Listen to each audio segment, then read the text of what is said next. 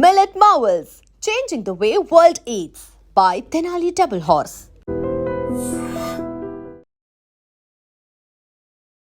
Welcome to I dream mind lab. నేను ఉదయశ్రీ. కర్ణాటకలో జరిగిన ఒక దారుణమైన సంఘటనకు సంబంధించి ఇవాళ మనం మాట్లాడుకోబోతూ ఉన్నాం.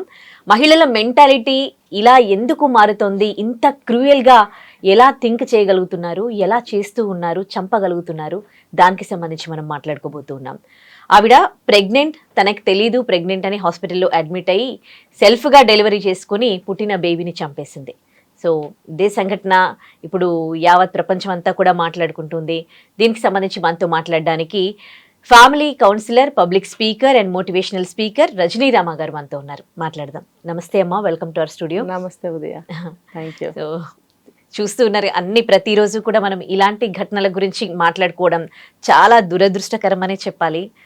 అసలు ఎలా ఆవిడ ప్రెగ్నెంట్ అయ్యింది తనకే తెలీదు, అదొక తప్పు. అండ్ హాస్పిటల్లో అడ్మిట్ అయ్యి తనకు తను డెలివరీ చేసుకునేంత స్ట్రాంగ్ అండ్ పుట్టిన బేబీని చంపేంత క్రూయల్ మెంటాలిటీ.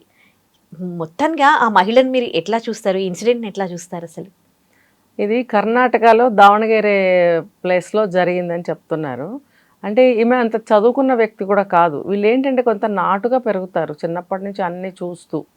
వాళ్ళు ఏంటంటే వీళ్ళ మానసిక స్థితి ఎలా ఉంటుందంటే కొన్నేమో అన్ని తెలిసినట్టుగా బిహేవ్ చేస్తారు, కొన్నేమో ఏమి తెలియనట్టు బిహేవ్ చేస్తారు. ఒక పక్కన భయపడుతూ ఉంటారు, ఒక పక్కన తెగించేస్తూ ఉంటారు. తప్పు చేసేటప్పుడు కానీ లేకపోతే తర్వాత కానీ వాళ్ళకి ఆ విషయం తెలియదు. అదేదైనా రిజల్ట్ అనేది కళ్ళ ముందు కనిపించినప్పుడు తెగింపు వచ్చేస్తుంది అనమాట. ధైర్యం వచ్చేస్తుంది. ధైర్యం అనలేము దాన్ని, తెగింపు. కాబట్టే ఇలా జరిగింది. ఇప్పుడు ఈ మానసిక స్థితి అసలు ఎట్లా ఉంది రకరకాలుగా చెప్తుంది మనకి. ఏంటనంటే మా మరదలుకి ఒంట్లో బాగోకపోతే హాస్పిటల్లో అడ్మిట్ అయ్యింది, నేను చూడడానికి వచ్చాను. వినండి, ఇక్కడ చూడడానికి వచ్చాను, అది అంతవరకు బాగుంది కదా. వచ్చిన తర్వాత నాకు కడుపులో నొప్పి వచ్చింది, నేను కూడా అడ్మిట్ అయ్యాను. అంటే ఏంటి, మళ్ళీ తర్వాత ఆవిడకి పెయిన్స్ వచ్చినట్టు అనిపించి బాత్రూమ్కి వెళ్తే డెలివరీ అయిపోయింది. సరే, అక్కడ డెలివరీ అయిపోతే కేకలు పెట్టి నర్సునో ఎవరినో పిలవాలి. పిలవకుండా సెల్ఫ్ డెలివరీ చేసుకోవటం అంటే అది ఎవరికైనా సాధ్యమా? ఇందుకే నేను చెప్పాను, నాటుగా పెరుగుతారు కొంతమంది. కొన్ని పల్లె ప్రాంతాల్లో ఇప్పటికీ కూడా నార్త్ సైడ్లో ఇంట్లోనే డెలివరీ చేసేస్తారు, కుటుంబ సభ్యులే చేసేస్తారు. ఏంటంటే ఆ అత్తగారు ఎవరైతే పెద్ద ఆవిడ ఉంటుందో ఆవిడ ఆ ఎక్స్పీరియన్స్ పొందుతుంది అనమాట. కోడళ్ళు వచ్చేటప్పటికి కోడళ్ళకి డెలివరీ ఆవిడే చేస్తుంది. చేసి ఆ తల్లి పేగు, బిడ్డ పేగు ఏదైతే ఉంటుందో దాన్ని కట్ చేసి ఆవిడే దానిమే కదా డెలివరీ చేయటం అంటారు. ఇంకా అది ఎవరికి వాళ్ళు ఎలా చేసుకుంటారు అసలు? మొన్న ఆ మధ్య ఒక సంఘటన మనం చూసాం. ఎవరో ఒక అమ్మాయి కొంచెం లేబర్ టైప్గా ఉంది, రోడ్డు మీద తిరిగే అమ్మాయి. ఆమెకు ఇట్లానే రోడ్డు మీదే డెలివరీ అయిపోతే ఒక రాయి పెట్టి బొడ్డు తేగుని తెంపేసి ఆ బిడ్డను అక్కడ వదిలేసి వెళ్ళిపోయింది. అంటే మరి ఇక్కడ ఈ మనిషి ఏం చేసినట్టు? హాస్పిటల్ బాత్రూంలో ఏం చేసినట్టు? అదేంటని అడిగితే నాకు అసలు ప్రెగ్నెన్సీ వచ్చినట్టే నాకు తెలీదు, నాకు నొప్పి వచ్చింది, వెళ్ళాను, అయిపోయింది. అంటే నువ్వు ముందుగానే నీకు తెలుసు, అందుకే అడ్మిట్ అయ్యావు. నువ్వేమని చెప్తున్నావు? మా మరదలు ఎవరికో బాగోపోతే అడ్మిట్ అయింది, ఆమెను చూడడానికి వచ్చాను, పొట్టనొప్పి వచ్చింది, నేను కూడా అడ్మిట్ అయ్యాను. అంత అబద్ధం. దీనికంటే ముందు అసలు ఆవిడ ఎందుకు ఆ పరిస్థితిలో చేయవలసి వచ్చింది? భర్తతో ఏమన్నా విభేదాలా, లేకపోతే ఆవిడ ఏమన్నా మెంటల్లీ డిజార్డర్డా, ఆమెకి ఫిజికల్గా ఏం జరుగుతుందో తెలియని స్థితిలో ఆమె ఉన్నదా? ఆవిడ పెళ్ళైన ఆవిడే, మనకి అవి డీటెయిల్స్ ఏమి తెలియవు. ఇప్పుడు మెంటల్ పిచ్చితనంగా ఉండేవాళ్ళు ఎవరైనా వాడుకుని వదిలేశారనుకో, వాళ్ళకి మంత్స్ తెలియవు, ప్రెగ్నెంట్ అయింది కూడా తెలియదు వాళ్ళకి. ఎప్పుడో ఎక్కడో డెలివరీ అయిపోతుంది ఆటోమేటిక్గా, అది ఎవరో చూసి ఏదో చేస్తారు. మరి ఈమె తన డెలివరీ తనే చేసుకున్నంత స్పృహలో ఏముంది, అంత తెలుస్తుంది, నాలెడ్జ్గా తనే బొడ్డు పేగుని తెంపుకొని బయటకు రాగలిగింది. మరి ఎక్కడ మెంటల్ తనం ఉంది ఆమెకు? తెలివిగానే ఉంది కదా. అంటే అట్లాంటి తెలివిగా ఉన్నప్పుడు మరి ఆమెకి ప్రెగ్నెన్సీ వచ్చింది తెలియలేదా? ఆ ఇన్సిడెంట్ గురించి మాట్లాడుకుంటూనే మనకి ఏదోలా అయిపోతుంది. ఆవిడ ఎలా చేసి భయంగా అసలు ఆ పెయిన్ మనం ఫీల్ అవుతూ ఉంటాము. అవును, ఎట్లా చేయగలిగింది ఆమె? చెప్తున్నా, వాళ్ళు నాటుగా పెరుగుతారు. వాళ్ళు నాటుగా పెరుగుతారు, ప్రతిదీ కూడా చాలా సహజంగా తీసుకుంటారు. ఇంకోటి ఏంటంటే చెప్పాను కదా, భయం ఒకవైపు, తెగింపు ఒకవైపు, తెలిసినతనం ఒకవైపు, తెలియనితనం ఒకవైపు.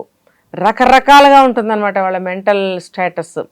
అలా ఉండటం వల్ల ఒక పని చేయాలనుకున్నప్పుడు ఆ పని చేసేటప్పుడు వాళ్ళ మైండ్లో ఏముంటుందో చేసేస్తారు.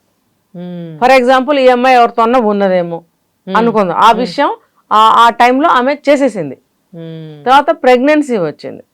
ప్రెగ్నెన్సీ వస్తే అసలు ఆమె వయసు ఎంత? ప్రెగ్నెన్సీ వస్తే తెలియకపోయేంత చిన్న వయసు పోనీ కాదు. మరి ఆ డెలివరీ తనకు తాను చేసుకునేంత తెలివితేటలు ఉన్నాయంటే మరి చిన్నపిల్ల కూడా ఏం కాదు. మరి ప్రెగ్నెన్సీ వచ్చినట్టు తెలియకపోవడం ఏంటి? ఇవన్నీ ఒక ఎత్తు అయితే పుట్టిన బేబీని చంపేసింది కదా. అది ఎంత క్రూయల్ మెంటాలిటీ అయితే అలాంటి వాళ్ళు చేయగలరు. నీ బిడ్డ, నువ్వు కన్న బిడ్డ, నువ్వు ఎట్లా చంపగలిగినావు అసలు? కొన్ని జాతులు ఉంటాయన్నమాట. ఏంటంటే వాళ్ళు విచ్చలవిడిగా ఉంటారు, ఏదన్నా అడ్డం వస్తే దాన్ని లెక్క చేయరు, తీసేస్తారు. ఇప్పుడు ఆమె పెళ్ళైన స్త్రీ కాదని అర్థమవుతుంది నాకైతే. ఎక్కడో ఎలాగో ప్రెగ్నెన్సీ వచ్చింది ఆమెకు. ఆమె చదువు సంజలు ఈ లెక్కలు డొక్కలు ఏమి తెలియవేమో, ఆ మంత్స్ కంప్లీట్ అయి ఉంటాయి. అప్పుడు ఏదో అనుమానం వచ్చి ఉంటుంది, హాస్పిటల్లోకి వచ్చి గవర్నమెంట్ హాస్పిటల్ అడ్మిట్ అయి ఉంటుంది. అడ్మిట్ అయినప్పుడు ఆటోమేటిక్గా ఆమెకు పెయిన్స్ వచ్చాయి. అప్పుడు ఏం చేయాలి? అమ్మో ఇది ఇలా ఎవరికైనా తెలిస్తే నన్ను చంపేస్తారు. వాళ్ళకి కొన్ని కట్టుబాట్లు ఉంటాయి వాళ్ళ జాతుల్లో. వాటికి భయపడి ఏమేం చేసింది, బాత్రూంలోకి వెళ్ళి తనే డెలివరీ చేసుకుని వాడు అక్కడ చంపేసాడు. అంటే తర్వాత ఏమైనా కేసు అవుతుంది అనే తెలివితేటలు లేవేమో, లేకపోబట్టే చంపేసింది. 2వ నిమిషంలో తెలియదా పసిబిడ్డ చనిపోయి ఉన్నాడు, ఇక్కడ ఎంతో గందరగోళంగా ఉంది బాత్రూంలో అని ఆ స్టాఫ్ ఊడ్చేవాళ్ళకి అడిగేవాళ్ళు చూడరా? అద్దట్టు గవర్నమెంట్ హాస్పిటల్, అది ఎవరు చూడకుండా ఉంటారా? ఇవన్నీ ఆలోచించారేమో, చంపాలి అని ఆలోచించరు. వాళ్ళకి ఆ టైంలో ఏది కావాలో అదే చేసేసే అంత మూర్ఖులు మూఢులు ఉన్నారు. ప్రపంచానికి తన గురించి ఏమీ తెలియదు, నా చుట్టుపక్కల ఉన్న వాళ్ళకి నా వాళ్ళకి అనుకుంది. అది కూడా కాదు. ఇక్కడ ఇలాంటి వ్యక్తుల దగ్గర నేనేం చెప్తానంటే, నా అనాలిసిస్ ప్రకారం, ఇప్పుడు నాకు ఈ పని కావాలి, నేను ఎట్లయినా చేసేస్తా, పిచ్చిగా ఎట్లయినా చేసేస్తా, నాకు అది అవ్వాలి. వాళ్ళు ఏదన్నా అనుకుంటారని కూడా తెలియని మూర్ఖులు ఉంటారు అనమాట. లేకపోతే కేసు అవుతుందని కూడా తెలియని మూర్ఖులు ఉంటారు, తెలివి తక్కువ వాళ్ళు ఉంటారు. భయం, ఆ సమయంలో భయం ఒకటే వాళ్ళకి పట్టుకుని పీడిస్తుంది. అమ్మో ఇప్పుడు దీన్ని ఏం చేయాలి, నేను నన్ను ఏమైనా చంపేస్తారో మా కులంలో లేకపోతే మా జాతిలో, ఇలా అటువంటి భయాలు కూడా వీళ్ళకు ఉంటాయి. ఉంది కాబట్టి ఎవరికి చెప్పకుండా 9 నెలలు మూసిపెట్టి, మేబీ ఈ అమ్మాయికి ఎవరు లేరా, పెళ్లి కాకుండానే ప్రెగ్నెన్సీ వచ్చిందా కాబట్టి ఒక్కతే వచ్చి అడ్మిట్ అయ్యింది అని నాకు అనిపిస్తుంది. అడ్మిట్ అయ్యి ఇప్పుడు ఆ బిడ్డను తీసేసి సాదాసీదాగా బయటకు వెళ్ళిపోతే నాకే ప్రాబ్లం రాదు అనుకున్న అది ఒక్కటే ఆ మైండ్ పనిచేసింది అక్కడ. అందుకనే పుట్టిన బిడ్డను కూడా చంపేసి ఉండాలి. ఇంత ధైర్యము, ఈ చంపే తెగువ ఇవన్నీ ఎట్లా వస్తున్నాయి వీళ్ళకి? ఇక్కడ ఇలాంటి కేటగిరీ మనుషులకి ధైర్యం అవసరం లేదు. ఇక్కడ ఏంటంటే తనకి అది ఆ పని వచ్చు, అది నాకు వద్దు, అది తీసేయాలి అంతే. నాటుతనం, నాటుగా పెరుగుతారని చెప్పాను కదా. చిన్నప్పటి నుంచి అనేక సన్నివేశాలు, అనేక విషయాలు చూసి తెలుసుకుని పెరుగుతూ ఉంటారు ఇలాంటి వాళ్ళు. సర్వసాధారణంగా వీళ్ళకి నార్మల్గా ఉంటాయి అవన్నీ కూడా. ఇప్పుడు వాళ్ళు నాటుతనంగా పెరిగారు అనుకోండి, కానీ ఇలాంటివి అయితే చాలా మంది చేస్తున్నారు. మన చుట్టూ ఉన్న వాళ్ళే కూడా అంత క్రూయల్ మెంటాలిటీస్ తయారైతున్నారు. ఎందుకు మైండ్ సెట్ అట్లా తయారైతుంది? ఇది అలాగే వీళ్ళని ఇంకొకటి కూడా చెప్పాలనుకున్నా, ఇలాంటి వాళ్ళని ఎవరైనా బలవంతంగా లొంగ తీసుకుంటే కూడా తెలియకుండా ప్రెగ్నెన్సీ రావచ్చు. వాళ్ళకి ఆ మంత్స్, ఆ డేట్స్, ఆ లెక్కలు తెలియకపోవచ్చు. కొంతకాలం అయిన తర్వాత ఏదో ఒక ప్రెగ్నెన్సీ వచ్చినట్టు ఫీల్ అవుతారు వాళ్ళు. ఫీల్ అయినప్పుడు ఈ అమ్మాయికి అప్పుడు తెలిసి ఉండాలి, తెలిసి వచ్చి మంత్స్ కంప్లీట్ అవుతున్నప్పుడు అడ్మిట్ అయ్యింది. ఇక ఈ అమ్మాయి విషయంలో మేబీ ఇదే జరిగి ఉండాలి. నిజంగా ఒక భర్త, కుటుంబం అంతా ఉంటే ఈ అమ్మాయి ఇలా చేయగలిగేది కాదు కదా. చెయ్యరు అసలు, అట్లా అందరూ ఉంటే అలా చెయ్యరు కదా. ఏదన్నా భర్తతో విభేదాలు వచ్చి నాకు ఈ కాపురం వద్దు, ఈ బిడ్డ వద్దు, నేను ఎందుకు మొయ్యాలి, నేను ఎందుకు పెంచాలి, ఒకవేళ చంపేయాలంటే సాధ్యం కాదు కాబట్టి కనాల్సిందే. 9 నెలలు అంటే ఒక అడ్వాన్స్ స్టేజ్ వచ్చిన తర్వాత అబార్షన్లు నేను అనుకున్నప్పుడు కనేయటాలు జరగవు కాబట్టి మోసింది అనుకోవాలి. మోసి కానీ అప్పుడు నాకు ఈ బిడ్డ వద్దు, సంసారం వద్దు అనుకుంటే అలాంటి సంఘటనలు కూడా జరిగాయి చంపేయటాలని. ఇక్కడ అలా తెలియటం లేదు కదా మనకి, ఇక్కడ అలా లేదు. అంటే ఈ అమ్మాయి అమాయకత్వమా, తెలివి తక్కువతనమా, లేకపోతే భయమా, ఏమనుకోవాలి ఇక్కడ మనము? మళ్ళీ ఆ పని చేయటం వల్ల అది ధైర్యం అనుకోవాలా, తెగింపు అనుకోవాలా? ఇవన్నీ వాళ్ళని ఒకలాంటి క్రైమ్ చేయడానికి ఇది చేస్తున్నాయి, ఫోర్స్ చేస్తూ ఉన్నాయి. ఇది క్రైమ్ అవుతుందని కూడా వాళ్ళకి తెలియనంత మూర్ఖత్వంలో, తెలివి తక్కువతనంలో, అమాయకత్వంలో కూడా ఉంటారు వీళ్ళు. ఒక తప్పు చేసి ఆ తప్పు కప్పిపుచ్చుకోవడానికి తప్పుల మీద తప్పులు చేస్తూ ఇలాంటి క్రైమ్స్ చేస్తూ ఉన్నారు. ఇదైతే తెలుసుగా, చంపడం నేరం అని ప్రతి ఒక్కళ్ళకి తెలుసుగా. ఆ పని చేయడం ఎందుకు మరి, చంపడం ఎందుకు? పోనీ కనేసి వదిలేసి వెళ్ళిపో, ఆ హాస్పిటల్లో వాళ్ళు ఎవరో అనాశరణాలయానికి ఇస్తారనుకుందాం. అది చంపేయడం ఏంటంటే ఆ తెలివి తక్కువ బుర్రకే ఒకటి తట్టి ఉంటుంది. నేను కనుక వదిలేసి వెళ్తే మళ్ళీ నన్ను పట్టుకుని నాకే అప్పగిస్తారేమో అని ఆ పిచ్చి బుర్రకి ఏమైనా తట్టిందేమో మరి, అందుకని అలా వదిలేసి వెళ్ళిపోయింది. మనసు ఎట్లా ఒప్పుకుందండి? ఇంకా ఆ స్టేజ్ లో భయం స్థానంలో ఇంకేం ఉండవు, ఇంకంతే. ఆ తల్లి మనసు నాళ్ళు మోసాను కదా, ఆ అటాచ్మెంటే లేదు కదా అమ్మాయికి, ఆ అటాచ్మెంట్ పెట్టుకోలేదు. ఒకసారి బేబీని చేతుల మీద తీసుకోగానే ఆటోమేటిక్ గా తల్లి ప్రేమ వస్తుంది అని అంటారు, కానీ ఇప్పుడు అట్లాంటి పరిస్థితులు లేవనిపిస్తోంది. అది ఒక ఏమంటారంటే ఒక హృదయ స్పందనలు, భావోద్వేగాలు ఉన్న మనుషులకి అవన్నీ ఉంటాయి. ఆ రకంగా పెరిగిన వాళ్ళకి ఇవన్నీ స్పందనలు ఉండవు. ఇది మనకు అడ్డము, ఇది మనకు వద్దు, నేను హేట్ చేస్తున్నాను, నాకు అడ్డం అనుకున్నప్పుడు ఏమైనా చేస్తారు వాళ్ళు. ఈ అమ్మాయి విషయంలో బహుశా అదే జరిగి ఉంటుంది. ఇప్పుడు అత్తమామలు, ఒక భర్త, పుట్టింటి వాళ్ళు, ఒక కుటుంబం ఉన్నట్టయితే ఆ అమ్మాయి అలా చేయాల్సిన అవసరం ఉండదు. ఇందాక నేను చెప్పినట్టు ఇంకో పద్ధతిలో వదిలించుకుంటుంది. అదే, అందుకే మన వాళ్ళు ఒక సంప్రదాయాన్ని, ఒక కల్చర్ ని మనకి ఇచ్చారు, అది ఫాలో అయితే అసలు ఈ క్రైమ్ రేట్ ఉండదేమో అనిపిస్తోంది. ముఖ్యంగా ఈ అమ్మాయి పర్టికులర్గా కుటుంబ వ్యవస్థలో పెరిగిన మనిషి అయి ఉండకపోవచ్చు. నాకు తెలిసిన సంఘటన ఒక 20 సంవత్సరాల క్రితము, మంచి కుటుంబంలో పుట్టిన అమ్మాయే కానీ కొంచెం మెంటల్ తనంగా ఉంటే ఇంట్లో ఉండేది కాదు సరిగ్గా, వదిలేశారు. వదిలేయడం కాదు, ఎంత పట్టుకుని ఆపినా ఇంట్లో ఉండట్లేదు. అంటే పిచ్చివాళ్ళు అంటారు కదా, అది ఎటు పడితే అటు పోతూ ఉంటారు వాళ్ళు. వయసు అమ్మాయి ఒక 18, 19, 20 లోపల వయసు. ఆ అమ్మాయి అలా ఎప్పుడు పడితే అప్పుడు బయటకు వెళ్ళిపోవడం, ఎప్పుడు పడితే ఇంటికి రావడం, ఆ అమ్మాయిని కంట్రోల్ చేయలేక ఫ్యామిలీ మెంబర్స్ వదిలేశారు. వదిలేయాలని వస్తే రాని. ఇంకా అమ్మాయి అలా తిరుగుతూ ఇల్లే మర్చిపోయింది. ఇల్లు మర్చిపోయి అక్కడక్కడ గట్ల మీద పడుకోవడము, ఎవరేది ఇస్తే తినడము, ఇలా ఎవరో ఉంటారు కదా రోడ్ల మీద పిచ్చి వ్యధవలు, వాళ్ళ అమ్మాయిని పాడు చేస్తే ఆ అమ్మాయికి ప్రెగ్నెన్సీ వచ్చింది. ఆ అమ్మాయికి ఏం తెలుసు? ఒకటైతే తెలుస్తుంది, బిడ్డ పుట్టడం తెలుస్తుంది. తెలిసినప్పుడు ఆ బిడ్డను నేనేం చేసుకోవాలి? అబ్వియస్లీ అక్కడ వదిలేసి వెళ్ళిపోతుంది ఆ బిడ్డని, అంతే. ఇంకొంచెం ఆ పిచ్చిలోనే కొంచెం స్పృహ ఉన్న వాళ్ళు ఇలాంటి పనులు కూడా చేయొచ్చు.